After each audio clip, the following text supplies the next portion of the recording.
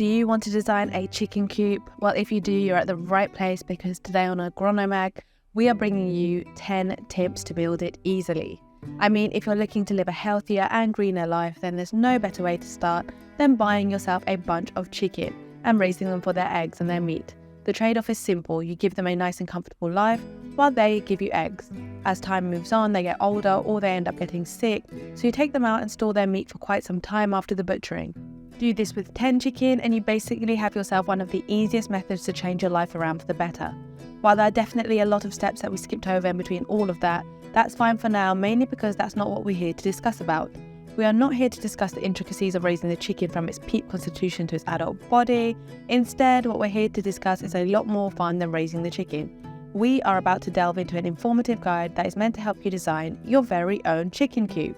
There are 10 steps in total that you need to follow, and if you do so properly, you should be settled right up to own your very own chicken farm. With that being said, let's start off with the first step that you need to take, and quite possibly one of the most important ones too.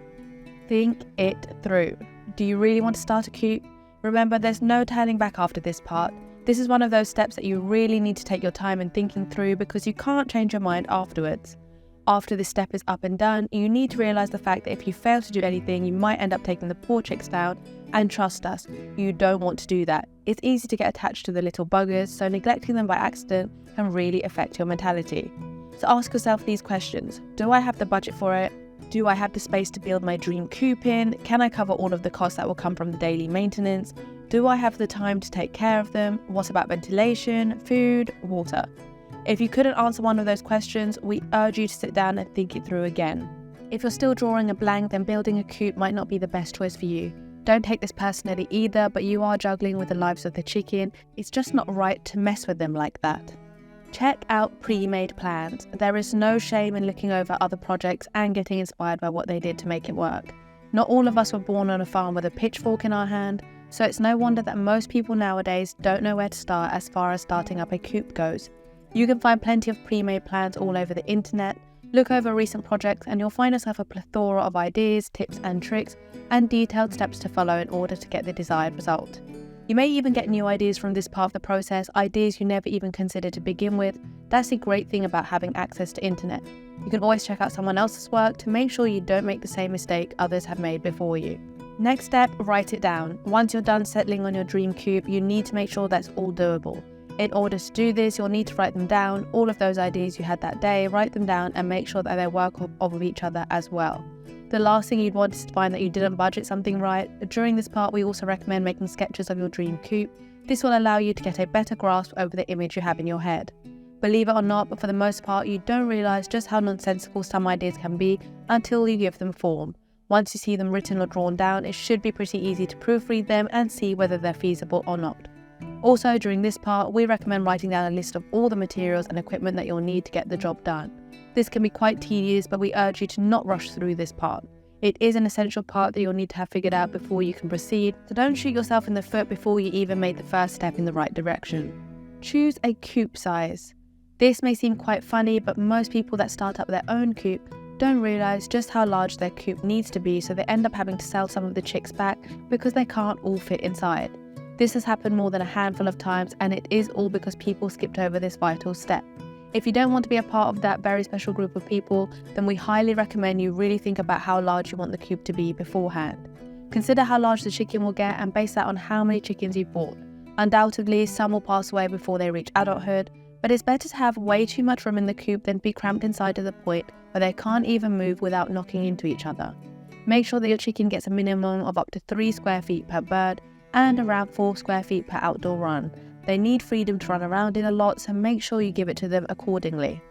Invest in a good roosting pole. For every chicken coop, you should have at least one rooster around for obvious reasons. The great thing about it is that a single healthy rooster can easily be enough for the whole coop. The only problem here is that the rooster will also need his very own roosting pole, so make sure you have enough money for that. What is a roosting pole? You know how roosters always wake up first thing in the morning and they start roosting away, essentially screaming their feathers off as they try their hardest to establish dominance? Yes, that's what we're talking about here. Roosters need a certain space where they can freely roost in, and a roosting pole is the perfect choice that you can't go wrong with. A roosting pole should be at least 2 to 3 feet off the ground. If it's anywhere lower than that, you most likely will see the rooster avoid it and instead roost off of the roof of the coop. Avoid this by giving them a nice and high roosting pole of up to 4 feet high. Make sure that they have around 6 to 10 inches to move around in until they find the perfect position to sit in.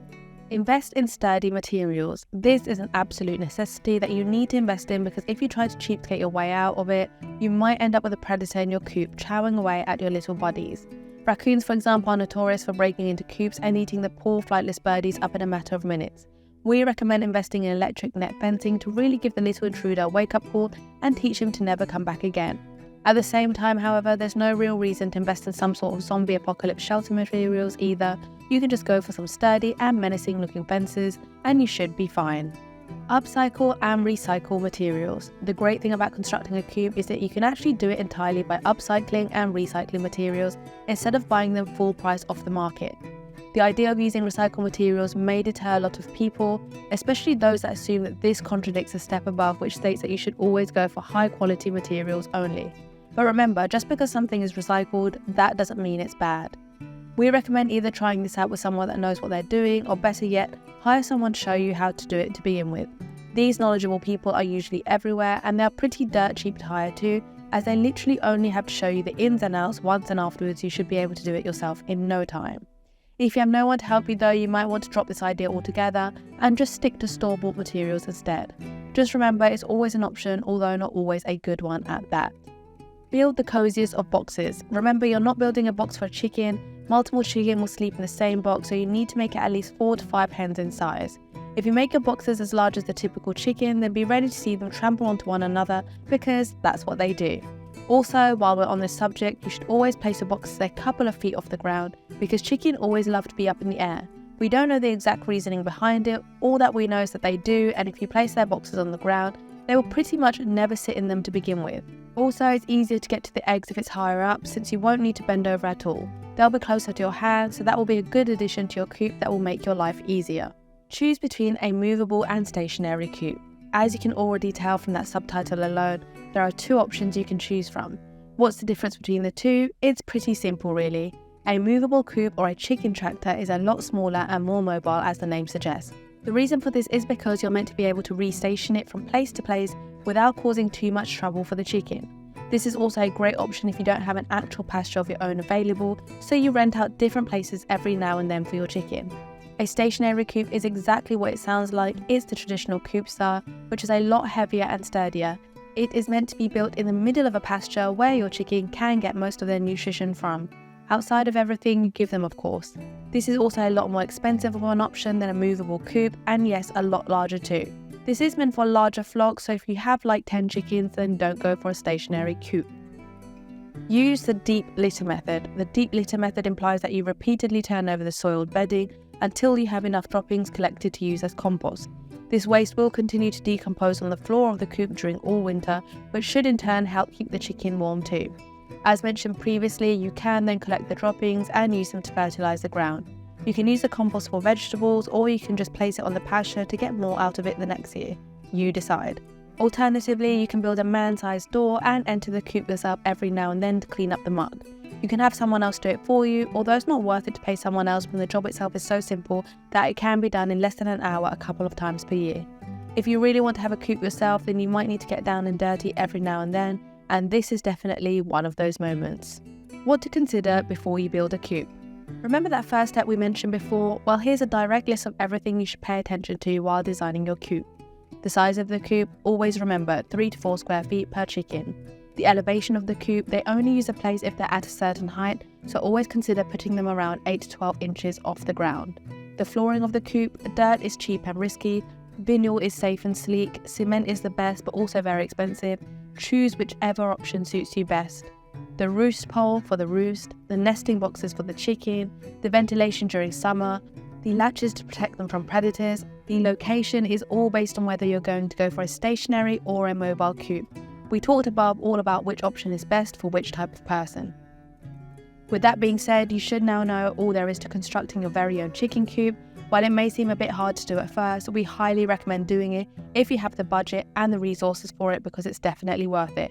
Living a self-sufficient and self-sustaining life is amazing, especially when the market is as volatile as it is today. Chicken breast may cost $5 today and $15 tomorrow, so wouldn't it be so much better to just never have to worry about any of that again? On top of that, the produce you'll be getting will also be miles above what the people in the supermarkets are offering. Do you honestly believe that the eggs and the meat that you get from the supermarkets are real eggs and meat? Think again. It's all a sham, they're all full of God knows what, and guess what? The only way to fully know what went into the making of that meat is to be the one taking care of it all along. This is why so many people have started to build their own coops. It's simply put the only way to make sure that you're not consuming chemicals instead of natural lean meat. Thank you for watching and good luck with your new chicken coop.